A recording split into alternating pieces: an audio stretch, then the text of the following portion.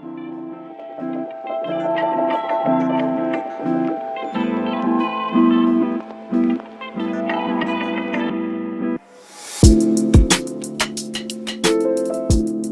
everyone, this is your girl Sade reporting live from the Win in STEM podcast. Thank you for tuning in. I hope you had a wonderful Thanksgiving. For our first time listeners, Win in STEM is a platform to highlight successful people of color STEMists to show others how to get a seat at the table and win in science, technology, engineering, and math.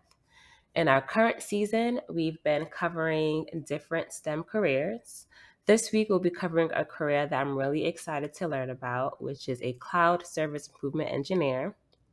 My special guest for today is Tega Eshareturi, aka TechTuri, engineer by day, enjoyment minister by night. So thank you, Tega, for being a guest. Hey, how's it going? Thanks for the intro. So, before we get started, one of the things we do on the podcast is to allow our guests to introduce themselves. So, this is basically unapologetically telling our listeners who you are, what you do, share any type of accomplishments. Yeah, just anything that you'd like to share with us. So, this is your time to shine. The floor is yours. Cool. So, like she said, my name is Tega. Currently a cloud service improvement engineer at Oracle. I've been doing that for a couple of years. My background, professional background, I graduated with a management information systems degree from Texas Southern University. Did an internship and a co-op with BA Systems. Got my first career opportunity at Lockheed Martin, and currently getting ready to start grad school as a computer information systems graduate master's program with a concentration in data science. So really looking forward to that at University of Houston Clear Lake. One thing I'm passionate about is pretty much helping people get into tech. Feel free to check out my website, TechTuri.org. Free courses, free resources, just free game on how to really elevate your lifestyle, automate your life using readily available technology you have every day. That's about it for my intro. Awesome. Thank you. And then I'll be sure to put your website in the podcast description so people can see that free game. It's free, so might as well. Free for now. Go ahead, tap in.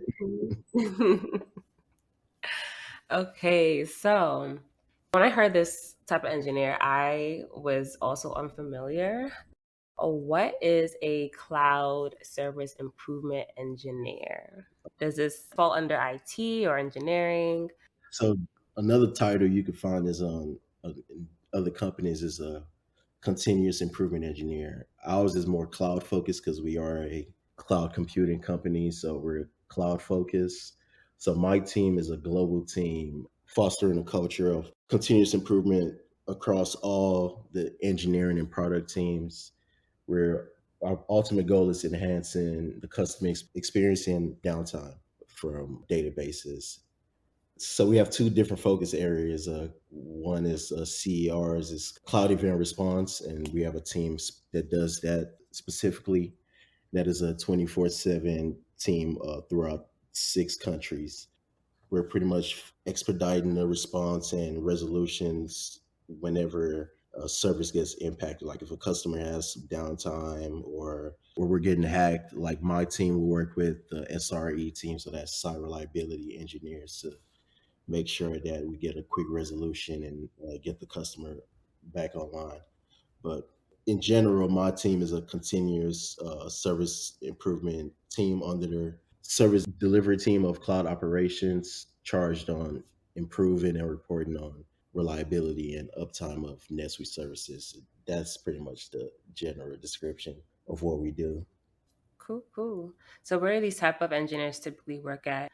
Do you usually just find them at cloud-based companies like Oracle? Yeah, so for a cloud service improvement, will probably be at a Oracle, Amazon's, those type of role. It might be the name might be tweaked a little bit, but it's pretty much a continuous improvement engineer. That background includes like manufacturing engineers, operations engineers, supply chain, because you really deal with the operations.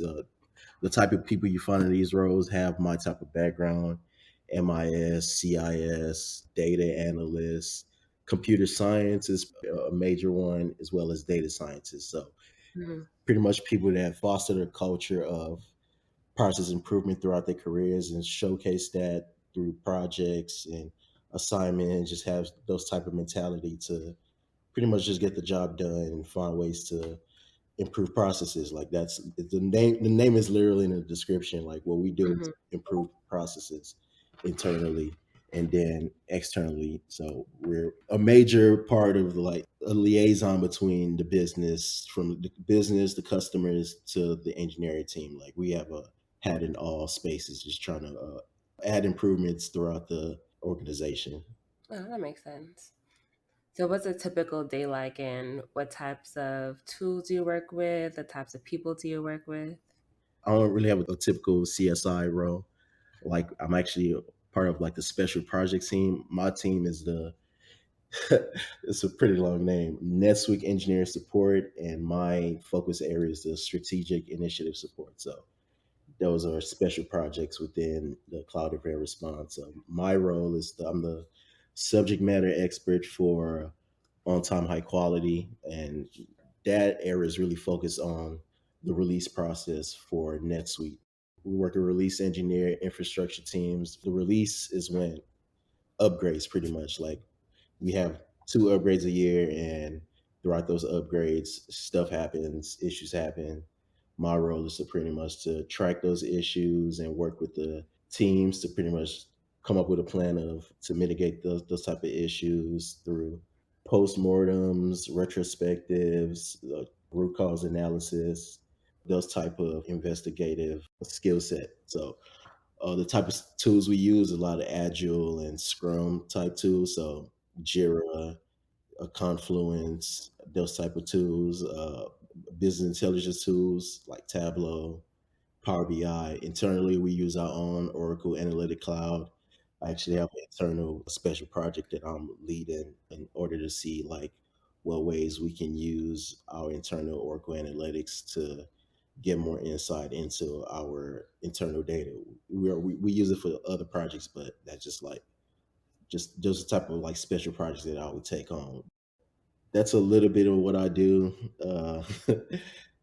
You got to kind of pretty much have wear different hats. So every day I log in, look at like my tickets, my backlog, and try to come up with a plan, do some backlog refinement, prioritize issues that need more priorities. Do you have to do any type of programming? So, when you get issues, are you the person that fixes those issues, or you more kind of figure out like the game plan to get those issues fixed? Okay, so it's not that technical. It's more it's I believe it's more like a scrum master type detective type role because Hmm. what I'm doing is creating issues, leading it. Like so I'm having to do a lot of coaching up because a lot of the people I'm dealing with are like vice presidents, directors, or like senior management, people that really have a hands on into what happened. So I'm having to kind of work with those teams to make sure that when something does happen, it's tracked accurately. Whatever was done to fix it is noted. If there is like preventative measures that need to be in place, I'll work with those teams to make sure like it doesn't happen again. So I'm Hmm. I'm pretty much there cutting off the heads of snake like that. Like we're just snake hunt. So you like mostly report to like upper management. Is that who you work closely with? Yeah, so upper management. So this role will give you a lot of insight into like how you want your career to go. If you want to go more technical, you want to go more leadership, because like you're literally dealing with every infrastructure team from infrastructure schema to product teams like product owner, more operations team like site reliability and engineers, operation maintenance, database administrators. So like every every piece that comes together to make sure that Oracle NetSuite is successful, you kind of have to deal with that because issues happen all around, and your role is to pretty much be the representative of the cloud service improvement team and making sure that that issue doesn't happen again in the future because Hmm. it doesn't look good.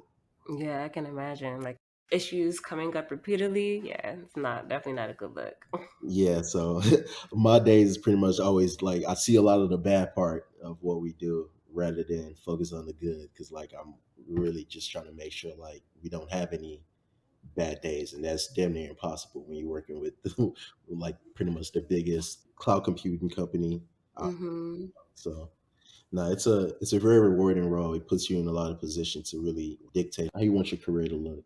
I have a lot of power into how I want my career to go. Hmm. It's pretty much up to me how I want to go about doing things on a day to day basis. Like it's no standard of how to do my job. It's literally just do your job, get it done. Hmm. I guess sometimes I do have to run queries, so yes, I do use some SQL sometimes just to like pull data and do some analysis for myself. But a lot working with other teams, we've done a good job in creating dashboards that automated with APIs automatically to streamline the process of acquiring data, good quality data, and it's still a work in progress. So, but so far so good. Cool. So speaking of, bad days, I know you've been working there for a couple of years. So what are some common challenges that you've experienced? Common challenges. So I mean, you just never know what to expect because like you're literally dealing with new problems. So we've been doing a lot of transitioning since I started from Nets Oracle from our NetSuite data center, our classic data centers, to more the Oracle cloud infrastructure data center. So transitioning to touches deployments, automate autonomous databases. So that transition, a lot of times we see a lot of bugs and trying to bridge the gap on how we communicate with Oracle from NetSuite and how when we need to fix the problem ourselves or when we need Oracle to intervene. So that's probably been the hardest. But the new team that I'm part of, the strategic initiative team, we have a team specifically focused on dealing with Oracle that helps minimize and improve that process. But yeah, just a variety of issues that I see on a daily basis could be kind of stressful sometimes, but those challenges is kind of dictate like how good you are at your job, honestly. Hmm. And then what's been your favorite part? Favorite part, I'm fully remote, work from home. Yes, remote life. That's what we like. Like whenever they want me to come in, it's really up to me. They pay for my hotel. They always pay for like take care of my mileage to drive out there. So it's like it's a good work life balance. I'm getting the opportunity to go to school, and I'm still gonna be working full time. Like I'm working just as long as I get the job done. You got you don't got a micromanager. You got a good Mhm. like I said, good work life balance, good control over your own life. So I like that a lot. Do you have to travel for work or just mostly remote or travel to the office? Yeah, just travel to the office. One thing COVID did do is kind of like stop all of those internal traveling. But like when things open back up, like I said, we do have teams in 6 different countries right now, so we'll be able to travel to like Guadalajara, Sydney, Australia, stuff like that. Just to, like meet the teams every once in a Mm, while, but for the most part, I'm really traveling on my own dime and just working out the country sometimes, just doing something different. nice. Nice. That's a luxury to have. Travel from literally, well, work from literally from anywhere. Yeah, it's probably the best thing I've done. Yeah, and hopefully I can get more in, even though I got school coming up. Yes. So enjoy it now. Yeah, exactly right. So you've had different roles in your career. You've worked as a data analyst at Lockheed, a business systems analyst at BAA Systems. So how have these different roles helped you in your current role? You take a lot from the mistakes that you make from each role, and you kind of learn not to Mm, make those mistakes. And over time, you just become a better engineer, better analyst, better person, better employee over time. Just like during my internship days, I pretty much learned how to be a professional. I learned how to network and connect. I was reaching out to just a whole bunch, all the leadership that I was under, just to get 30 minutes at a time, just to pick their brain, just to see like what it takes to really do the job. Did that a lot. I was able to make a 1 month internship into a 6 month co op opportunity by just networking, nice. connecting with people. Now, that's one thing that I've really learned a lot is really the networking is the most fulfilling part of corporate America so far. It's like the people that I've met along the way, the people that have like went out their way to help me out just to ensure that I'm successful has been very rewarding, and that's something that I've learned over time. And just like stick to people that you trust, people that's willing to like be a sponsor, a champion for you. Like those are the type of people you Mhm. want around you. And luckily, I've been successful at that, and surrounding myself with a good community of individuals so far, and that's gotten me to where I'm at today. Yeah, I always tell people like your network is so important. So whatever industry you're in, within tech, outside tech, it's always good to form those connections at your job because you never know Yep, where those connections will take you, right? Like connections you met at your previous employer might connect you with your next employer. You don't know. exactly. And these days is that it's not what you know, it's who you know. Facts, facts, facts. Like I think mentorship is probably the most important thing that I think is important in like your early careers. It's really getting a mentor, like someone that can really give you the game, because a lot of times it's a lot of silos in tech and not even just tech, and really just in corporate America, pretty much. So like, yeah, get a mentor that could really teach you and point you in the right direction, that you could ask questions, ask Yeah, anything pretty much. definitely agree. For your role now, it's like how did you stumble across it? Like how did you go from like Lockheed to Oracle? Lockheed to Oracle, LinkedIn Really? clouded my resume. They messaged me the same day, and I set up an interview. Just looking at the job title, it really aligned with like what I'm about. I'm about process Hmm. improvement, data analysis, using tools to really improve, make my life easier, make my job easier. So like, Yeah. it just aligned. These roles, they like those type of people that are really like go-getters and different type of skill sets, that like I Hmm. wear a lot of hats. They look for like I really didn't know what I was getting into, but I was ready to dive in 100% with it. So that I felt like that was a major pearl on my end. Oh, okay. Shout out to LinkedIn. Okay, everybody, don't sleep on LinkedIn now. Go submit your resume. Oh yeah, yeah, yeah. LinkedIn is actually like where you could easily get a job. I tell people this every day. Like if you're looking for a job, get on LinkedIn, follow the people that doing the jobs that you want, follow those technical recruiters, message those technical recruiters, send me your resume, and like just ask for feedback, like grow that network, like and that goes a long way. And I felt that was a skill set that really helped me get my foot in the door, because I remember sending hundreds of messages and connections and resumes, like just applying to jobs, just trying to get an opportunity. And like now, the tides have turned. Like now, the jobs are reaching out to me, trying to get me to come work for them. Mm. So like, it happens. Those transition happens when you go from really begging them for opportunity, for them begging you to come. Right. Now they knocking on your door. So Oh, that's awesome. I love that. So, for those who may be interested in a career as a cloud service improvement engineer, like where should they start? Like, what type of skills are necessary to be successful in this type of role?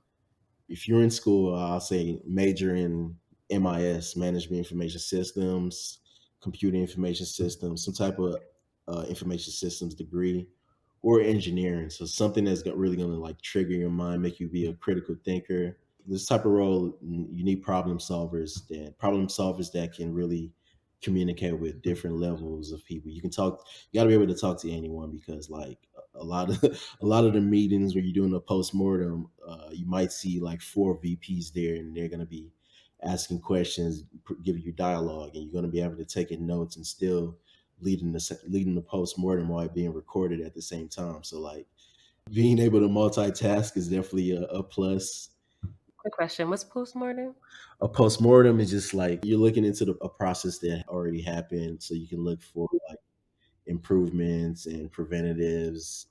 For us, it's usually like when the issue happened. Let's say like a database was down, and we just had a cloud event response for it. So we're gonna do a postmortem to look into like what to look into the event summary, the timeline of what happened, what's the root cause, what was the corrective method, as well as what was the preventative, and see what went well, what we could improve on. So just a whole in-depth like analysis of the event, and Okay. that falls under like the agile Scrum type framework, as well as the ITIL service management. ITIL, that's IT infrastructure library, and that is like under the service management. So those type of certificates help a lot as well because it teaches you everything like how the teams come together to work as one during the software delivery process. The certifications, yeah, there's like ITIL Foundation. So that's the foundations one that you get just to like get so you get a better understanding of it. Then there's also like expert. Yeah, so it's different levels to it. You can just go on ITIL certification or go on my website and you can really learn, look at the trainings that I've taken for it to get certified and look more in depth into it. But I can send you links to look more into it. But yeah, ITIL, that's one cert. If you're certified in some type of, let's say, data visualization, business intelligence tool like Power BI, that helps. Another one that's going to help is cloud practitioner, Scrum Master, yeah, Agile foundations, those type of like entry level certification that gives you a good idea of how like tech works, tech, service delivery, software delivery, all that. Okay. Okay. So yeah, I can't say it's like one specific because it's like my team has a lot of different backgrounds and we work have a different Mhm. areas, but me specifically, like that's what I would recommend. But like if you have like computer science, engineering, yeah, you I feel like you'd be fine as well in this type of career.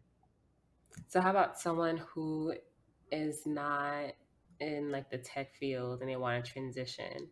So let's say they don't have a degree of CIS, MIS. Would those certifications be fine? Would be enough? Yeah, as long as they have like a degree for the most part. If they don't have a degree, they need a real high level cert or have like completed like a whole like roadmap of ITIL, like expert level or so yeah, certifications are still the easiest way to transition into a tech career. It's like you can literally look on my TechTuri.org website to get more insight on free roadmaps and courses in order to get in tech. If you need guidance, yeah, feel free to reach out to me and I can provide you more detailed explanation because yeah, it's it's endless opportunities, which means it's endless paths that you can take in IT or Mm-hmm. in STEM. So Cool, cool.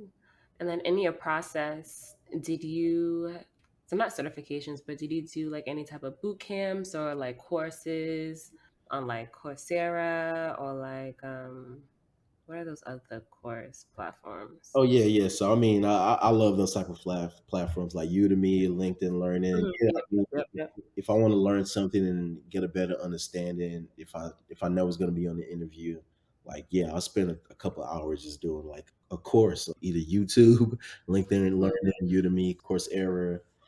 Yeah, so those are still like one of the quickest ways to learn is really to learn by yourself. So yeah, all of these are also listed on my website. I feel like I'm doing a whole promotion tour right now. It's I really mean, go ahead. so yeah, feel free to check it out. Like if you need help, assistance, and getting into tech, I can at least point you the right direction or give you advice on like what I did and what you shouldn't do. Awesome. Last question. So, what is one thing that you wish you knew before? Yeah, I wish I knew about certifications is really what I didn't know. Like it was just when I got in tech, I was just really just winging it. And that just goes back to like I just felt like the infrastructure just wasn't there for us like that. It's really why I Hmm. passionate and trying to give back is because we just don't know. Like if I knew about this in let's say ninth, seventh, eighth grade, that if I do this, I could be if I did these certificates and I could come out of high school making 100 to 120K entry, or like even 70 to 120K entry level with this certification, I would Mhm. definitely have done that. Like I wouldn't be wasting my time. Like I would still be doing my sports or whatever, but like just like a clear direction of what to do, that would have helped along the way. So like yes, getting certified or like getting mentorship and get joining organizations such as like Nesby, Win, and those have exactly the infrastructure already in place to help you get those opportunities. Because Nesby helped me get my first internship with BA Systems. I flew out to Pittsburgh, Nesby 44, and I got my first internship and since then I ran with it. So like yeah, Mhm. find a organization, a community that's really trying to is gonna put you on. Like Nesby has a different outreach. So I know in Lockheed we had a college initiative and pre-college initiative. So and Mhm. going around K to 12, getting them opportunities, free game, and just showing them like how they can really excel. So stuff like that definitely helps. And I wish I Yeah, knew about it. yeah, I definitely agree. Especially like the Nesby aspect, like the community. Nesby helped me get my first job outside of college, and then I just been going with the flow. Exactly. So like that's two right there. Like Yeah, our success stories out here. the Nesby umbrella. So yeah, that's Mhm. something that I was really proud of, like that we did. And I don't know, I'm not sure if you were fond of it. Like Lockheed Martin, we did like a Project Nesby where we were able to bring like students all around from the community, from all like Yeah, we used to do that for Engineers Week. Bring students into the site. Yep. yeah. So we pretty much used the same like infrastructure and just did it for straight Nesby and like internally, and that was pretty much like one of the proudest things that I feel like we did at Lockheed, Hmm. including myself. Good times. Good times. Yeah. But I definitely agree with the whole certifications. I I feel like I didn't get hit to certifications till maybe I think around like COVID Yeah. time frame, because I feel like after college or even during college is more like degree, degree, degree, and then after you get your bachelor's, master's, PhD, Yeah. no one really talked about certifications until like COVID hit and people were trying to get into tech and they were saying, hey, take this certification, take that certification. So I'm glad that knowledge is spreading, Yeah. but also just like awareness is important. Like if you don't know, you don't know. Exactly. And we really most of the time we don't know, and that's the problem right Hmm. now. And yeah, that's the problem. It's like we just haven't had that knowledge. And so yeah, that's the main goal for me is to bridge the gap in knowledge equity because Hmm. it's not right now. Yeah, it's very important. Spread the knowledge, spread the wealth. For sure, for sure. There's money out here for all of us. We Hmm. all We could all eat. we can all eat. So Yeah. But this was great. Thank you, Tega, for your info, for the knowledge that you gave. Where can our listeners connect with you? So, like LinkedIn, for sure. plug your website, all of that. Yeah, so yeah. You can hit me on LinkedIn for sure. I'm gonna send you the link right now. Contact me on the website. Just hit me on chat, or you can just send me an email, or we can connect. And what's the email address? It is tagapeters11 at gmail.com. Awesome. So, I'll put all that down. Cool, cool, cool. Cool. Well, thank you once again for being a guest. And then for our listeners, thank you for tuning in to another episode of the STEM Career Path series. Make sure to rate, like, subscribe on Apple, Spotify, Anchor, Google, Pandora. Tell a friend to tell a friend. Follow us on Instagram at the Win in STEM podcast. But until next time, enjoy the rest of the week. Be great and go out and win in STEM. Thanks for having me.